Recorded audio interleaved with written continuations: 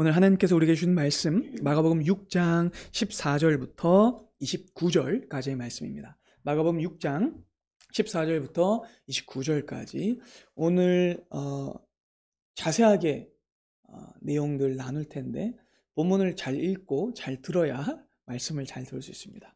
자, 14절부터 29절까지 제가 봉독합니다. 하나님의 말씀을 들으십시오. 이에 예수의 이름이 드러난지라 헤롯 왕이 듣고 이르되 이는 세례 요한이 죽은 자 가운데서 살아났도다. 그러므로 이런 능력이 그 속에서 일어나느니라 하고 어떤 이는 그를 엘리야라 하고 또 어떤 이는 그가 선지자니 옛 선지자 중에 하나와 같다 하되 헤롯은 듣고 이르되 내가 목벤 요한 그가 살아났다 하더라. 전에 헤롯이 자기가 동생 빌립의 아내 헤로디아에게 장가든 고로 이 여자를 위하여 사람을 보내어 요한을 잡아 옥에 가두었으니 이는 요한이 헤롯에게 말하되 동생이 아내를 취한 것은 옳지 않다 하였습니다. 헤로디아가 요한을 원수로 여겨 죽이고자 하였을 때 하지 못한 것은 헤롯이 요한을 의롭고 거룩한 사람으로 알고 두려워하여 보호하며 또 그의 말을 들을 때에 크게 번민을 하면서도 달갑게 들음이러라. 마침 기회가 좋은 날이 왔으니 곧 헤롯이 자기 생일에 대신들과 천부장들과 갈릴리의 귀인들로 더불어 잔치할세 헤로디아의 딸이 친히 들어와 춤을 추어 헤롯과 그와 함께 앉은 자들을 기쁘게 한지라. 왕이 그 소녀에게 이르되 무엇이든지 내가 원하는 것을 내게 구하라 내가 주리라 하고 또 맹세하기를 무엇이든지 내가 내게 구하면 내 나라의 절반까지라도 주리라 하거늘 그가 나가서 그 어머니에게 말하되 내가 무엇을 구하리이까? 그 어머니가 이르되 세례 요한의 머리를 구하라 하니 그가 곧 왕에게 급히 들어가 구하여 이르되 세례 요한의 머리를 소반에 얹어 곧 내게 주시기를 원하옵나이다 하니 왕이 심히 근심하나 자기가 맹세한 것과 그 앉은 자들로 인하여 그를 거절할 수 없는지라. 왕이 곧 시위병 하나를 보내어 요한의 머리를 가져오라 명하니 그 사람이 나가 옥에서 요한의 목 베어 그 머리를 소반에 넣어 얹어다가 소녀에게 주니 소녀가 이것을 그 어머니에게 주니라. 요한의 제자들이 듣고 와서 시체를 가져다가 장사하니라. 아멘. 하나님의 말씀입니다. 마가복음 강의 19번째 시간, 오늘 설교의 제목은 두려워하는 왕, 두려움이라는 왕입니다. 여러분 오늘 본문 말씀을 보시면 마가복음 전체에서 가장 끔찍한 이야기 그리고 가장 비참한 일을 겪은 한 사람이 등장해요. 근데 그 사람은 세례 요한이 아니에요. 본문을 볼 때 우리는 세례 요한의 순교 장면, 특별히 참수당한 그 모습에 눈길을 뺏겨서 그가 끔찍한 일을 겪었다라고 할 수 있어요. 물론 그에게 사형이 선고된 과정은 불법적이었고 그 사형이 실행되는 장면은 시각적으로 큰 충격을 줄만 해요. 하지만 본문은 그것을 집중하지 않습니다. 왜냐하면 세례 요한은 고귀하고 영광스러운 인생을 산 사람이었기 때문이에요. 아멘. 본문에 등장하는 진짜 끔찍하고 비참한 사람은요, 세례 요한이 아니라 헤롯 왕입니다.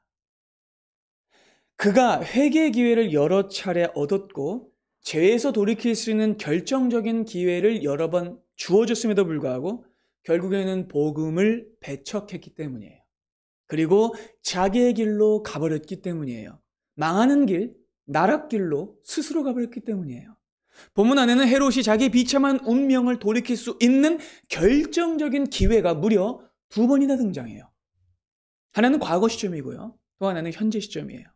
근데 그 2번의 결정적인 기회는 그는 날려버려요. 그래서 그의 모습이 비참하고 안타까운 겁니다. 그래서 본문은 헤롯을 보면서 깊이 탄식하고 있어요.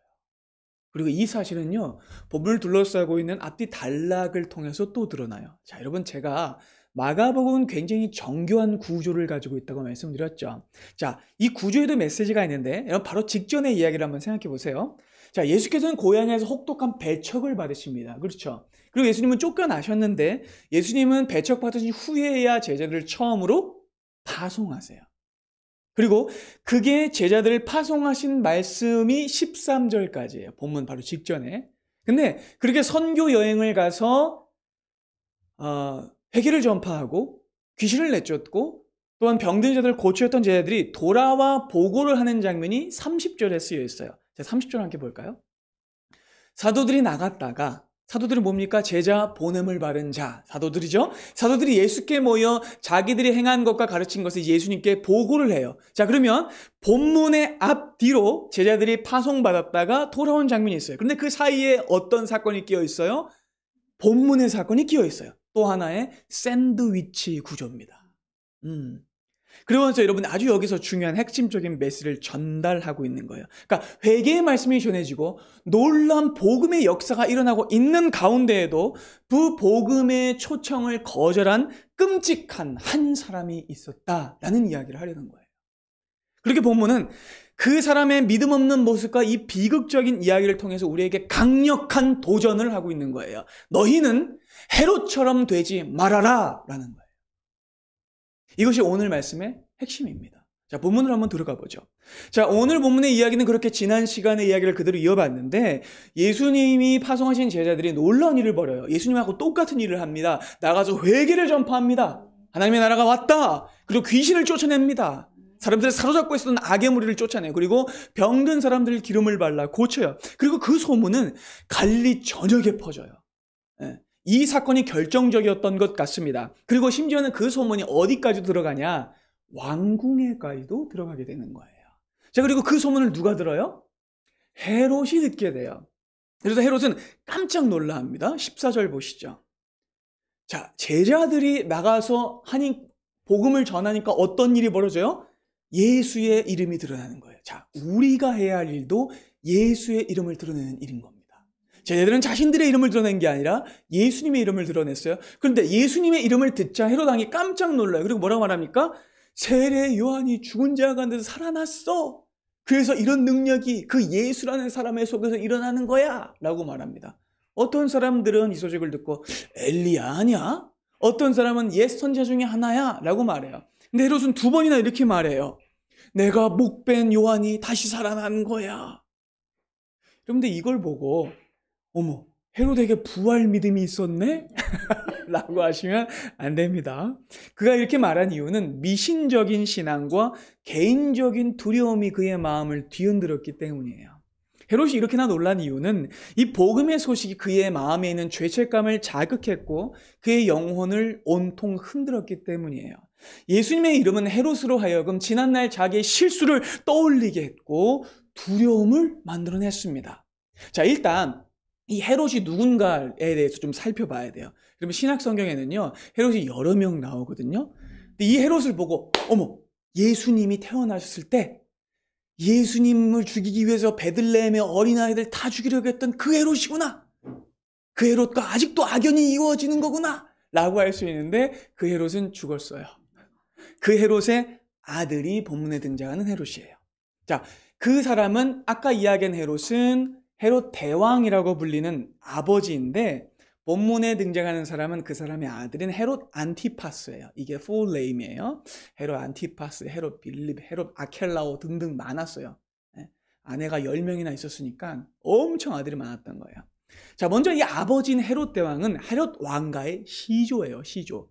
그리고 생전에 로마로부터 많은 권한을 위임받아서 팔레스타인 전역을 다스렸어요. 유대 진영 전역을. 그래서 대왕이라고 불렸던 거예요. 그런데 그가 죽고 나자 로마는 그의 아들 3명에게 팔레스타인을 찢어서 줍니다. 3분의 1씩 나눠서 분할 통치를 시킨 거예요. 왜일까요? 권력을 약화시키려고 한 거죠. 당연히 권력을 분산시키고 서로 간에 견제시키기 위한 겁니다. 왜냐하면 다 이복 형제들이라 사이가 안 좋거든요. 로마가 효과적으로 다스리기 위해서 그렇게 한 거죠. 그래서 헤롯의 아들들은요, 아버지인 헤롯 대왕만 못한 권력을 가졌고 엄밀하게 말하면 왕이라기보다는 총독에 가까웠어요. 그리고 남쪽인 이 예루살렘 쪽을 다스렸던 아켈라오는요, 너무 이 표독스럽고 악해서 나중에 총독으로 갈려요. 그 바뀐 총독의 이름이 본디오 빌라도입니다. 이해가 되시죠? 그래서 어쨌든 이 헤롯의 아들들은 찢어진 나라를 다스렸고 그들의 공식 명칭은 4분의 1 통치자였어요. 4분의 1 통치자. 테트라 아켈라오였나? 뭐 하여튼 그랬어요. 아르케스인가? 뭐 그랬어요. 자, 근데 그 중에 이 헤롯 안티파스가 예수님 당시에 갈릴리 지방을 다스렸기 때문에 누구와 충돌했을까요? 세례 요한과 충돌하고 예수님과도 충돌했죠. 그리고 바로 이 헤롯 안티파스가, 지금부터는 헤롯이라고만 부를게요. 이 헤롯이 하나님의 사람인 세례 요한을 감옥에 가두는 일이 벌어진 겁니다. 여기엔 사연이 있었어요. 헤롯은 이미 결혼을 한 사람이었는데 그의 부인은 나바테아라는 왕국의 공주였어요. 나바테아는 오늘날의 요르단 지역이에요. 근데 이미 결혼한 이 헤롯이 어느 날 로마로 여행을 갔어요. 근데 여행을 가는 중에 자기의 이복 동생인 헤롯 빌립의 집에 들르게 됩니다. 그리고 그 집에서 그의 아내인 헤로디아와 눈이 맞아버려요. 그래서 자기의 원래 부인을 버리고 헤로디아와 결혼을 하게 됩니다. 미친 일이 벌어진 거예요. 그리고 여러분 이미 본문을 보시면서 여러분 느끼셨겠지만 이 헤로디아는 보통 여자가 아닙니다. 그녀의 원래 남편인 이 헤롯 빌립은 여러 아들 중에 제일 권력이 없는 아들 중에 하나였어요. 그러다 보니까 이 여인이 자기의 원래 남편을 버리고 헤롯과 결혼한 이유는 신분 상승을 위해서였던 거예요. 그러니까 이 여자는 그것을 굉장히 가지고 있는 표독스러운 여인이었던 거죠. 그 두 사람은요, 쌍으로 불륜을 저지르고 가정을 깨버리고 말아요. 근데 이 둘 사이가 특히나 지저분한 게 또 이유가 있는데, 헤로디아가 이 헤롯에게 단순히 제수씨였던 게 아니라 조카이기도 했다는 거예요. 이게 뭔 소리야? 할 수 있는데 이런 머리가 복잡해지시죠? 당시 헤롯 가문의 족보는 이런 식이었습니다. 완전히 멍멍이 족보였어요. 그리고 이런 멍멍이 족보는 당시 유대 땅에서는 볼 수 없는 일이었어요. 이런 거는 어디서나 볼 수 있냐? 헤롯 왕가에서만 볼 수 있었어요. 헤롯은요, 로마 황제들, 다시요. 자, 이런 일들은 로마 황제들의 왕가에서만 볼 수 있는 일이었어요. 그러니까 헤롯은 계속해서 로마를 동경했는데 하다 이제 뭘 따라한 거냐? 이 로마 황제들이 하는 이 계족보를 따라한 거예요. 비윤리적인 그 행태까지 따라한 거죠. 그래서 헤롯 왕가는 이런 일이 부지기수였고 근친상간, 불륜, 부정, 난잡한 결혼 관계가 흔했어요. 하지만 이건 아무리 그렇다고 해도 유대인들에게는 받아들이기 힘든 일이었어요. 왜냐하면 하나님의 율법을 어기는 일이었기 때문입니다. 가까이 가정을 버리고 원래 남편과 아내를 버리고 결혼을 한다? 말이 안 되는 거예요. 이것은 레위기가 규정하고 있는 간음의 죄와 근친상간의 죄예요. 그래서 이 소식을 들은 세례 요한은 헤롯과 헤로디아를 꾸짖었어요. 당신이 당신의 아내의 동생의 아내를 빼앗은 것은 악한 일이요, 회개하시오 라고 외쳤어요. 그리고 이 말을 들은 헤롯은요, 세례 요한을 잡아서 감옥에 가둡니다. 공적인 자리에서, 사람들이 많이 있는 자리에서 자기를 비판하니까 화가 났던 거죠. 그런데 본문을 자세히 보면 이 요한을 잡아 가두게 한 건 헤로디아였던 것 같아요. 이 악한 여인이. 왜냐하면 17절이 이 여자를 위해 요한을 가두었다라고 말하고 있기 때문이에요. 그러니까 이 표현을 보면 벌써부터 헤로디아의 캐릭터가 읽히죠. 그는 자기의 신분 상승을 위해 간음하고 부정을 저지른 여자예요. 아마 할 수만 있다면 로마 황제에 와도 이런 일을 벌일 거예요. 그렇게 교활하고 콧대 높은 여인이었다는 거죠. 그녀는 공개적으로 자기를 비난하는 세례 요한을 참을 수가 없었어요. 부셔버릴 거야, 이런 생각을 가지고 있었죠. 헤로디아는 그렇게 칼을 갈고 있었고 계속해서 헤롯에게 막 옆구리를 찌르는 거예요. 너 뭐 하는 거야? 당신 뭐 하는 거야? 세례 요한 저 인간이 우리를 모욕했는데 안 죽일 거야? 이러면서 계속해서 악녀의 짓을 하고 있었던 거죠. 그런데 헤롯이 이상하게 이 말만은 듣지 않아요. 19절을 보겠습니다. 헤로디아가 요한을 원수로 여겨서 죽이고자 합니다. 근데 못해요. 왜냐하면 헤롯이 요한을 의롭고 거룩한 사람으로 알고 있었기 때문에 그래요. 그리고 두려워하고 보호했고 또 그의 말을 들을 때 크게 번민하면서도 어떻게 들었대요? 달갑게 들었대요. 헤롯은 요한을 가둔 것 이상의 행동을 하지 않습니다. 이 장면은 매우 놀라워요. 왜냐하면 역사의 기록을 보면 이 헤롯은 굉장히 사악한 사람이었고 권력욕이 많았으며 과시적이고 폭력적인 사람이었기 때문에 그래요. 근데 그랬던 그가 세례 요한에게만큼은 다른 반응을 보이는 거예요. 그럼 여기는 크게 세 가지 이유가 있어요. 첫 번째는 뭐냐면 요한이 의롭고 거룩한 사람인 걸 헤롯이 알았기 때문이에요. 헤롯은 요한이 진짜 선지자인 걸 알았어요. 그럼 보세요. 헤롯은요, 유대인들을 다스리면서 그들이 율법만 외치고 거룩한 척하면서 실제로는 전혀 거룩하지 않다는 걸 봐왔어요. 그는 다만 선민의식만 가지고 오만을 떠는 유대인들을 싫어했고 재수없어했어요. 그렇게 잘났다고 말하는 서기관들, 바리새인들, 사두개인들, 대제사장들, 그런데 그 인간들은 자기에게 한 번도 쓴소리를 한 적이 없어요. 아니 오히려 공생할 뿐입니다. 그래서 헤롯은 당시 종교 지도자들을 깔보는 마음을 가지고 있었어요. 아마 이런 생각을 했을 겁니다. 야, 저 율법 말하는 놈들도 다 똑같은 놈들이야. 인사받기를 좋아하고 높은 자리에 앉기 좋아하고 권력에 굽신대는 것들이지 라고는 마음을 가지고 있었을 거예요. 그런데 그렇게 나라 안에 누구도 자기에게 토를 날지 못하고 누구도 자기를 지적하지 못해요. 그런데 세례 요한이라는 사람이 호련히 나타나서 자기를 꾸짖는 겁니다. 당신의 죄를 회개하시오! 라고 말하는 거예요. 깜짝 놀랍니다, 헤롯은.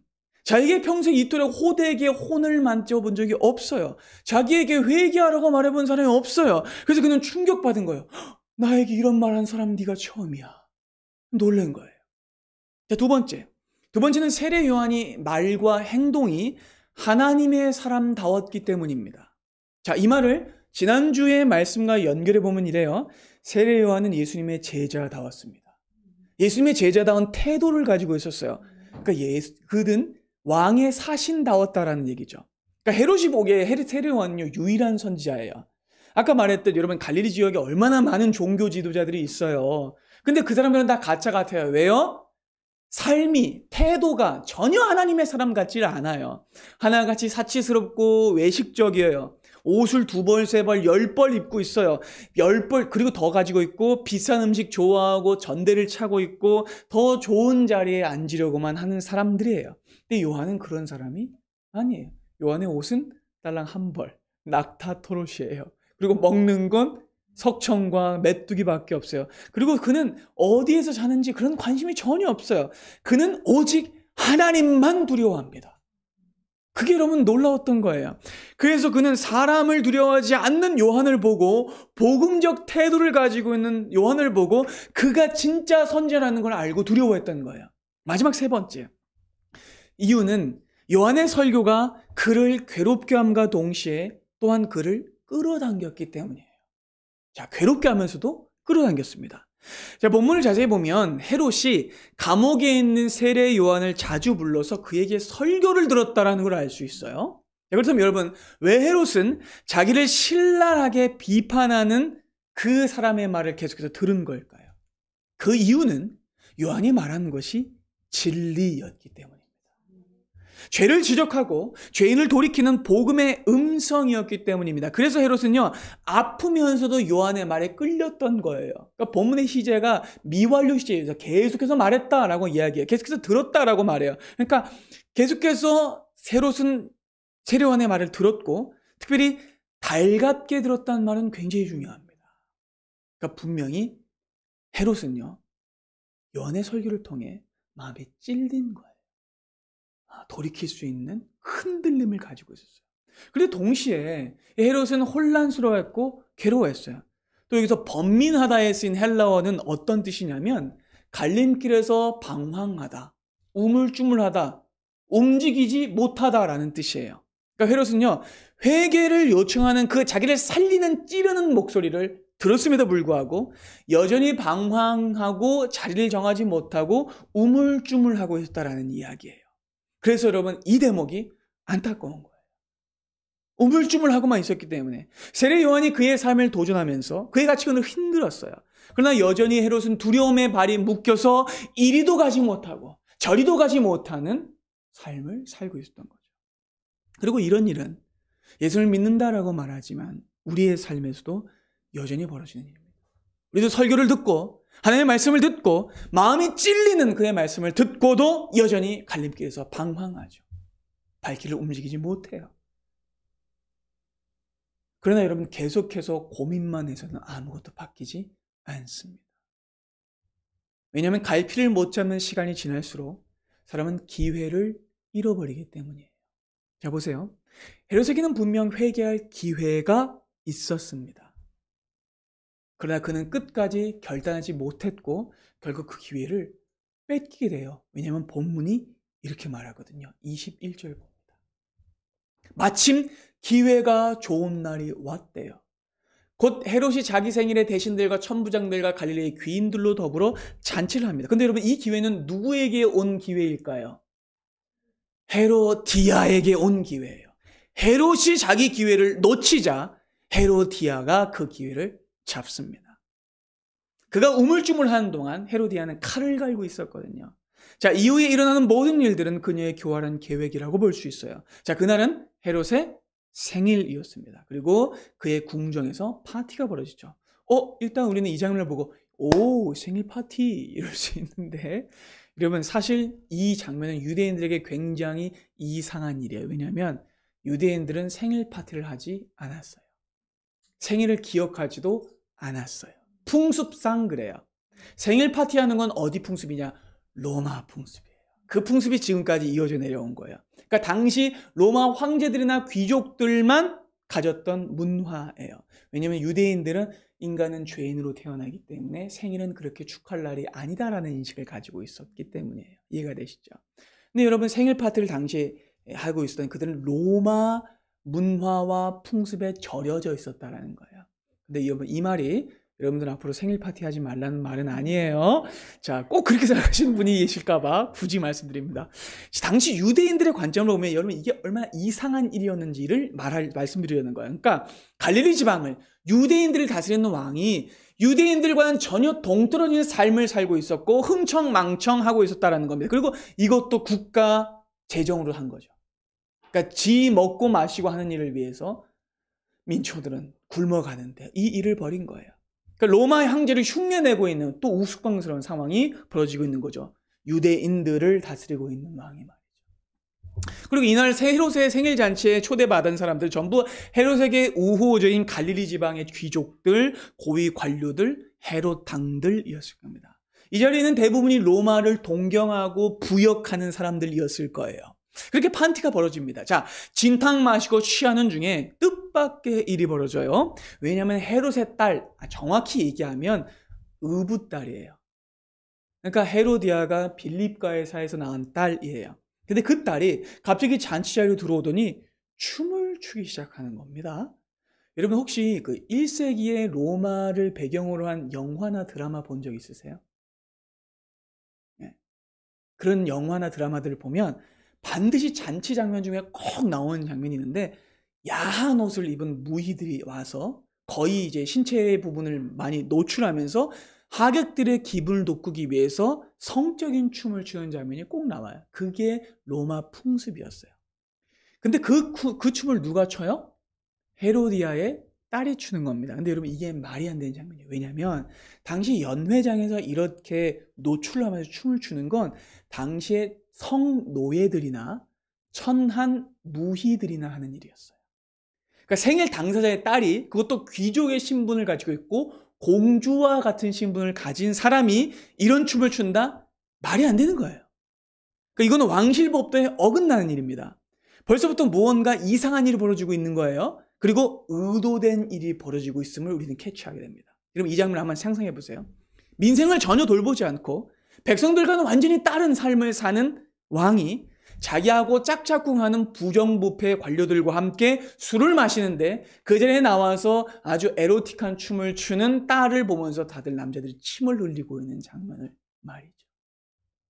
그리고 더 충격적인 건 이 여자의 나이가 12살 정도밖에 안 됐을 거라는 얘기예요. 왜냐하면 본문에 등장하는 이 여자아이를 가리키는 헬라어 단어가 앞에서 12살이었던 야이로의 딸을 지칭하는 단어와 똑같은 단어예요. 그러니까 굉장히 수치스러운 상황인 거예요. 하지만 헤롯은 부끄러운 줄도 모르고 기분 좋아합니다. 자기를 만족시켰다는 거예요.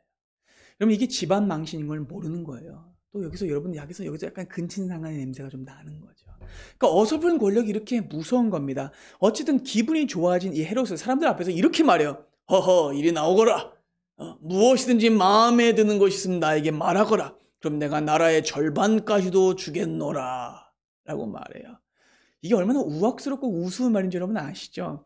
그리고 특별히 여러분 이건 진짜 웃긴 말이에요. 왜냐하면 어쩌면 그 자리에 있는 귀빈들은요 피식할 수도 있어요. 왜냐하면 헤롯이 다스리고 있는 이 갈릴리 땅은요 헤롯의 소유가 아니에요. 누구의 소유일까요? 로마 황제의 소유예요. 그러니까 이 땅에 대한 권한은 헤롯에게 없어요. 단 한 평도. 그런데 지금 뭐라고 말하고 있어요? 내가 원하면 이 나라의 절반이라도 주겠다. 너를 8분의 1의 통치로 만들어주겠다. 라고 말하고 있는 거예요. 물론 이렇게 말하는 게 한편으론 이해가 갑니다. 왜냐하면 이게 당시에 관용어거든요. 왕들이 썼던 관용어. 왕들이 자기에게 충성한 신하에게 상을 드릴 때 쓰는 일반적인 왕의 표현이었어요. 그렇게 어쨌든 헤롯은요 왕의 행세를 합니다. 그리고 이 말을 2번이나 해요. 내가 너에게 상을 내리겠다. 무엇이든지 말해보거라. 상을 내리겠대도 라고 말해요. 그리고 헤롯의 이 말을 듣자 그 딸은 쪼르륵 달려갑니다. 누구에게 갔을까요? 자기 엄마인 헤로디아에 가죠. 그리고 이게 묻죠. 엄마 뭐 달라고 할까? 그래서 헤로디아가 대답합니다. 세례 요한의 머리를 구해라. 근데 여러분 이 구절을요 헬라어 원문으로 보면 충격입니다. 여기에는 동사가 없어요. 뭐라고 말했자는 거냐면 세례 요한의 머리라고 말했다는 거예요. 얼마나 다급했는지 얼마나 기다렸는지에 대한 이야기입니다. 그러니까 헤로디아는 이거를 계획했다는 거예요. 그리고 그 말을 듣고는 딸은 황급히 헤롯 앞으로 돌아가서 이렇게 말합니다. 왕이시여 세례 요한의 머리를 쟁반에 담아 당장 저에게 주세요. 끔찍한 대사입니다.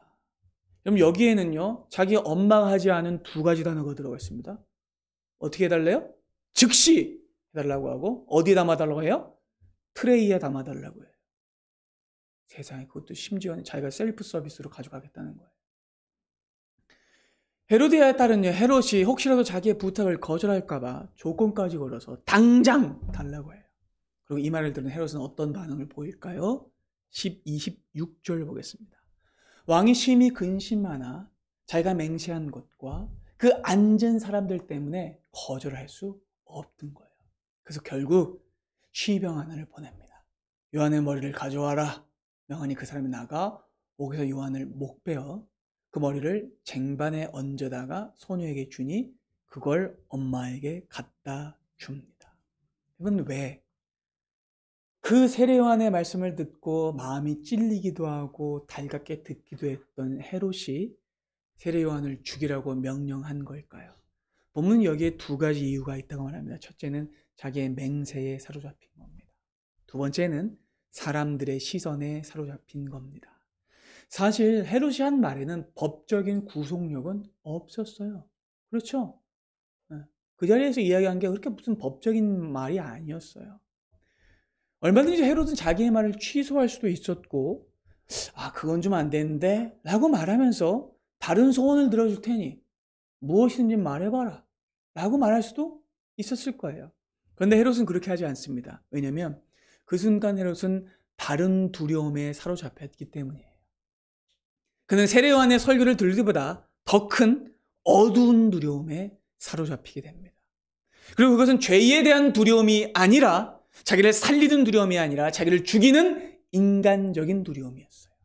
자신이 약한 남자로 보일 것 같은, 자신이 능력 없는 왕으로 보일 것 같은 두려움이죠. 자기의 체면과 위신이 깎일 것 같은 두려움이죠. 그러기에 그는 악한 두려움에 사로잡히게 되고 두려움을 왕으로 삼게 됩니다. 그로 인해 끔찍한 결정을 하고 말죠. 결국 그는 세례 요한의 목을 베라는 명령을 내리고 세례 요한의 그 머리를 쟁반에 담아서 소녀에게 줘버리고 말아요. 여러분 이 장면이 얼마나 그로테스크하고 처절하고 이상하고 기괴한지 아시겠죠? 전부가 이상해요. 생일날 쟁반에 담겨 나온 것이 의로운 사람의 머리였다는 건 이들이 어떤 사람들인지를 단번에 드러내주는 거죠.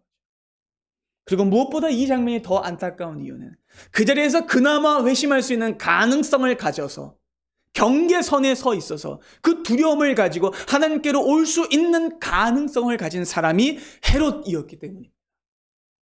그리고 이것이 헤롯이 날려버린 첫 번째 결정적 기회였어요. 그리고 그날 이후로 헤롯은요 가슴을 후벼 파는 죄책감을 가지고 살고 있어요. 그런데 얼마간의 시간이 지나고 놀라운 소식이 그의 귓가에 들려옵니다. 어떤 소식이에요? 예수님에 대한 소식이죠. 갈릴리 전역에 놀라운 복음의 일이 벌어지고 있는 소식이죠. 회개를 전파하고 귀신을 내쫓고 병든 자들이 나음을 받는다라는 소식입니다. 그리고 이번의 기회는요, 지난보다 더 확실한 기회예요. 왜냐하면 예수 그리스도는 세례 요한보다 더 뛰어난 분이시기 때문입니다. 세례 요한이 그 신의 끈을 풀기에도 감당하지 어려운 만큼 위대한 분이기 때문이에요. 그러니까 세례 요한보다 뛰어나신 예수라는 분이 오셨다는 그 소식을 헤롯은 들은 거예요. 자, 그렇다면 그는 어떻게 해야 했을까요? 그는 예수님을 찾아왔어야 됐어요. 야이로가 그렇게 찾아왔던 것처럼, 혈루증 여인이 그렇게 찾아왔던 것처럼, 나병 환자가 예수님을 찾아왔던 것처럼 그는 찾아왔어야 됐어요. 그리고 이렇게 말했어요. 주님, 제가 지난번엔 세례 요한의 말을 듣지 않았습니다. 제가 더러운 두려움에 사로잡혔습니다. 제가 지난번엔 죄를 지었지만 더는 머뭇머뭇하지 않길 원합니다. 이제는 제가 죄를 버리고 주님을 따르겠사오니 저를 용서해 주십시오 했어야 해요. 헤롯은 그렇게 하지 않는다는 거죠. 그는 여전히 자신의 궁궐에 머무르고는 이렇게만 말할 뿐이에요. 세례 요한이 다시 살아난 거야. 그가 다시 살아났다고 의미 없는 말만 할 뿐이었어요.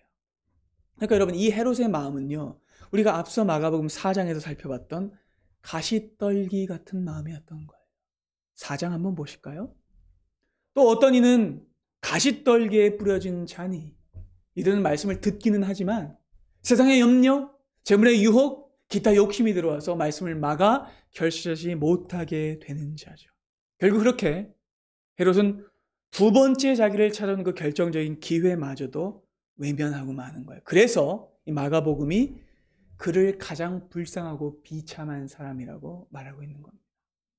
근데 여러분, 사실요, 이후로 가면 헤롯에게는 세 번째 기회가 찾아와요. 3~4번의 기회가 있었습니다. 그는 나중에 세 번째 기회에서는 실제로 예수님을 만나요. 예수께서 대제사장에게 잡혀서 총독 본디오 빌라도에게 끌려가시죠. 그리고 신문을 받으시는데 빌라도는 예수님이 갈릴리 출신이라는 것을 들으시고 헤롯에게 예수님을 보내요. 자, 누가복음 23장을 보시죠. 빌라도가 듣고 뭐라고? 이 죄인이 갈릴리 사람이라고? 그래서 갈릴리가 누구 관할이에요? 헤롯 관할이죠. 그러니까 헤롯의 관할에 속한 줄 알고 헤롯에게 보냅니다. 근데 그때 헤롯이 마침 그때가 6월절 기간이니까 예루살렘에 있었던 거예요. 근데 그 헤롯이 예수님을 봅니다. 그리고 매우 어떻게 해요? 기뻐해요. 왜냐하면 그의 소문을 진작부터 들었고 오랫동안 보고 싶어 했기 때문입니다. 그리고 또한 무엇이나 이적, 기적을 행하시는 걸 보고 싶었던 거예요. 그래서 예수님 앞에 서서 여러 말로 물어봐요. 그러나 주님은 아무것도 대답하지 않으십니다. 왜 그러셨을까요? 그가 대답한다고 해서 믿을 사람이 아니었기 때문이고, 주님은 그 자리에서 죽으셔야, 유죄 판결을 받으셔야 했기 때문입니다. 그리고 대제사장들과 서기관들이 여러 힘써 고발하죠. 그래서 결국 헤롯이 어떻게 해요? 어떤 반응을 보입니까? 악독한 반응을 보입니다. 군인들과 함께 예수를 업신여기고 희롱하고 빛난 옷을 입혀 빌라도에게 도로 보내죠. 그리고 헤롯과 빌라도는요, 위아래를 다스리고 있었던 각각의 통치였기 때문에 전에는 원수였지만 이날 서로 친구가 됩니다. 자, 이것은 분명 헤롯에게 세 번째 회개의 기회였어요. 근데 그는 세 번째 기회마저 날려버리고 맙니다. 예수님을 직접 만났음에도 그는 회개하지 않고 결정적인 실수를 또다시 저지릅니다. 그는 구원자를 배척하고 맙니다. 그의 관심은 고작 기적에 있을 뿐이었어요. 뭔가 특별한 초자연적 능력을 보는 것에만 있었습니다. 그리고 그 시간 동안 그의 마음 더 강팍해질 뿐이었어요. 그는 더 이상 자신이 죄인이라는 걸 두려워하지 않았고 오히려 구세주를 조롱하는 죄를 또 저지르고 맙니다. 그리고 이 결정적인 세 번의 기회를 그냥 다 날려버린 헤롯은요, 최후를 비참하게 맞게 됩니다. 성경에는 기록되어 있지 않는데요, 역사책에 기록되어 있는 실제 사실입니다. 자, 그로부터 몇 년의 시간이 흘러요. 헤롯은요, 나바테아 왕국의 침공을 받습니다. 나바테아 왕국 기억나시죠? 원래 부인의 아버지가 그 나라의 왕이었어요. 오랫동안 칼을 갈고 있었던 이 나바테아 왕이 군대를 이끌고 헤롯을 침공합니다. 그러니까 칼을 갈고 있었던 건 헤로디아만이 아니었던 거예요. 그 전쟁에서 헤롯은 크게 패배하게 되고 헤로디아와 함께 무일푼으로 로마 황제에게 도피하게 됩니다. 그리고 그때 헤롯은 로마 황제에게 간청해요. 저에게 군대를 내어주십시오. 복수하겠습니다. 그리고 제발 저를 좀 왕으로 세워주십시오. 간청을 해요. 근데 황제는 이를 거절합니다. 그리고 결국 헤롯과 헤로디아는요, 황제의 명예를 더럽히고 또 잘 통치하지 못했고 과도한 것을 요청했다는 이유로 갈리아 땅으로 유배당하게 돼요. 그렇게 돼서 그 땅에서 헤로디아와 함께 죽고 말아요. 이게 그의 최후입니다. 그리고 이후 헤롯은 역사 속에서 사라지게 되죠. 그리고 이것이 마가복음의 저자인 마가가 본문의 사건을 제자 파송 사건과 제자 귀환 사건 사이에 끼워 넣은 이유입니다. 왜냐하면 마가복음의 1차 수신자인 로마 성도들은요, 헤롯의 최후를 알고 있었거든요. 그러니까 마가는 이렇게 경고하고 있는 겁니다. 진정으로 두려워할 것을 두려워하지 않고 헛된 것을 두려워하는 자는 헤롯처럼 될 것이다.